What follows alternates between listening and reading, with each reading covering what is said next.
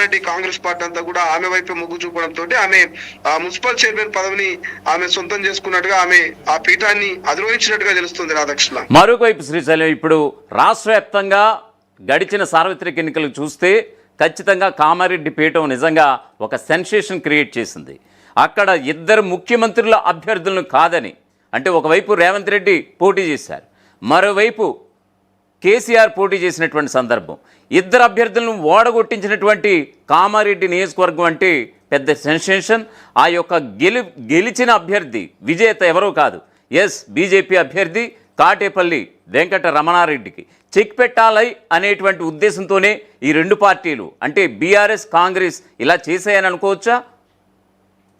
Exactly. అంటే ప్రధానంగా అక్కడ బీజేపీకి చోటి వద్దు ఎట్టి పరిస్థితుల్లో, కాంగ్రెస్ అదేవిధంగా బీఆర్ఎస్ కలిసి అయినా సరే కానీ బీజేపీని అక్కడ ముందడుగు వేయనివ్వనటువంటి కాన్సెప్ట్ లోనే మరి ఈ ప్రయత్నం చేసినట్టుగా ఈ రెండు పార్టీలు ప్రయత్నం చేసినట్టుగా అయితే తెలుస్తుంది రాధాకృష్ణ. బట్ ఏదేమైనప్పటికీ మాత్రం కాటేపల్లి వెంకటరమణారెడ్డి మాత్రం తన మార్కుని గతంలోనే చూపించారు.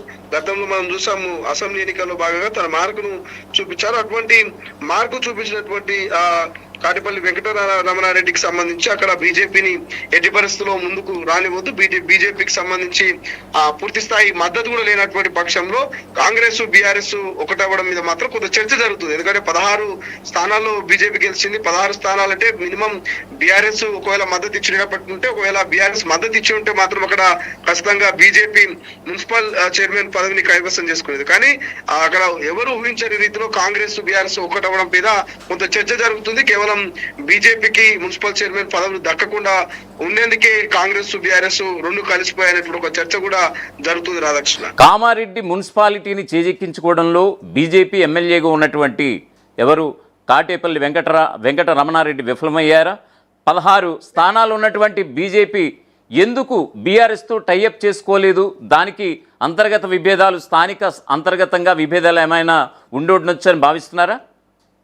ఎగ్జాక్ట్లీ. అంటే కొంత కాటేపల్లి వెంకటరామారెడ్డి కావచ్చు, అటు బీజేపీ కావచ్చు, కొంత బీజేపీ వెంకటరామారెడ్డి మార్కు ఉంటుంది అక్కడ. అయినప్పటికీ కూడా కొంత ఆ సమన్వయ లోపం కావచ్చు, లేకపోతే పార్టీకి సంబంధించినటువంటి నాయకులతో కొంత చర్చించే విషయంలో కొంత లోటుపాట్లు కావచ్చు, ఇట్లా కొన్ని కారణాల వల్ల కూడా బీజేపీ అక్కడ ఆ మున్సిపల్ చైర్మన్ పదవిని కైవసం చేసుకోవడంలో కొంత ఓటమి పాలైందనే ఒక చర్చ కూడా జరుగుతోంది రాధాకృష్ణ. బట్ ఏదేమైనప్పటికీ మాత్రము అక్కడ ఉన్నటువంటి కాంగ్రెస్ బీఆర్ఎస్ వ్యూహాత్మకంగా వ్యూహాత్మకంగా వివరించి బీజేపీని పూర్తి స్థాయిలో అక్కడ నిలదొక్కకుండా చేయడం మాత్రం కొంత చర్చనీయాంశంగా మారినటువంటి పరిస్థితి మనకు కనిపిస్తుంది. ఇంకోటి 38వ వార్డు నుంచి స్వతంత్ర అభ్యర్థిగా గెలిచి కాంగ్రెస్ లో చేరినటువంటి ఉమారాణి మీద మాత్రం మీరు అన్నట్టుగా కొంత చర్చ జరుగుతుంది. అంటే ఉమారాణికి ఎందుకు అక్కడ మరి ఆమెను మున్సిపల్ చైర్మన్ గా ఆమెకు బాధ్యతలు ఏర్పాటు చేయాల్సినటువంటి, ఆమెను మున్సిపల్ చైర్మన్ పదవి ఎందుకు ఇవ్వాల్సినటువంటి అవసరం వచ్చింది అనేది ఒక చర్చ అయితే జరుగుతోంది. బట్ ఏదేమైనప్పటికీ మాత్రం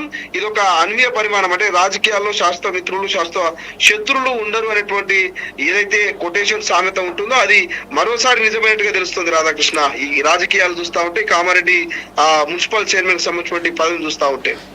థ్యాంక్ యూ. మొత్తానికి ఇది పరిస్థితి.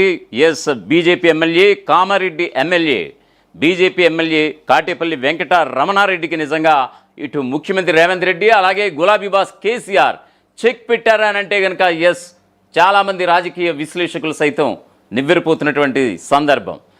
ఒకప్పుడు ఇద్దరు ముఖ్యమంత్రుల అభ్యర్థులను కాదని కామారెడ్డి నాదే అని భీష్మించుకుని మరీ గెలిచినటువంటి కాటేపల్లి వెంకట రమణారెడ్డి ఇప్పుడు అక్కడ కామారెడ్డి మున్సిపాలిటీని బీజేపీ అంటే తన పార్టీ వశం చేయడంలో విఫలమయ్యారు.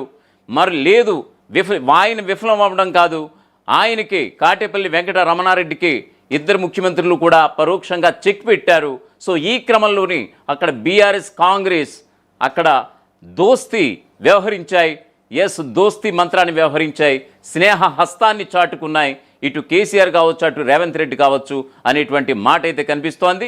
ఇక్కడ ప్రధానంగా మనకి అనేక డౌట్స్ వస్తున్నాయి. ఎందుకంటే 19 స్థానాలు సాధించుకున్నటువంటి కాంగ్రెస్ కామారెడ్డి వేదికగా బీఆర్ఎస్తో టైఅప్ అయితే 11 స్థానాలు అంటే వెరసి 25 మెజార్టీ మ్యాజిక్ ఫిగర్ 25 స్థానాల కంటే 5 స్థానాలు అదనంగానే ఉన్నా కూడా ఇండిపెండెంట్ అభ్యర్థుల్ని ముగ్గురిని తీసుకుని అందులో ఉన్నటువంటి ఇండిపెండెంట్ అభ్యర్థి ఉమారాణికి ఈ యొక్క చైర్మన్ పీఠం కట్టబెట్టడంపై ఇప్పుడు కాంగ్రెస్ శ్రేణులు స్థానికంగా ఏమనుకుంటున్నాయి? కాంగ్రెస్ పార్టీని ధిక్కరించి పోటీ చేసినటువంటి ఆమెకి నిజంగా మేయర్ పీఠం దక్కడంపై నిజంగా సర్వత్రా చర్చోపచర్చలు అయితే సాగుతున్నాయి. అయితే దీనికి సంబంధించి ఖచ్చితంగా మీ అభిప్రాయం అయితే మాకు కావాలి. మీ యొక్క అభిప్రాయం అయితే కామెంట్ బాక్స్లో అయితే తెలియజేయండి. చూద్దాం దీనికి సంబంధించి రాజకీయాల్లో శాశ్వత శత్రువులు శాశ్వత మిత్రులు ఉండరు అనేటువంటి ఏదైతే వాదన మనం అనాదిగా వస్తుందో ఆ వాదన కామారెడ్డి వేదికగా అది సాక్షాత్కరించబడింది. ఆల్రెడీ ఇప్పుడు అక్కడ కామారెడ్డి వేదికగా కాంగ్రెస్ బీఆర్ఎస్ రెండూ కూడా కలిసి పోటీ చేసి అక్కడ మేయర్ పీఠం కాంగ్రెస్కి చైర్మన్ పీఠం కాంగ్రెస్కి అలాగే వైస్ చైర్మన్ పదవి బీఆర్ఎస్కి దక్కించుకునేలా చేశాయి. మొత్తం ఉమ్మడిగా రెండు పార్టీలు కలవడంతో బీజేపీ ఉడాయించి తన పైన ఇంటికి సిద్ధమైనట్లుగా తెలుస్తోంది.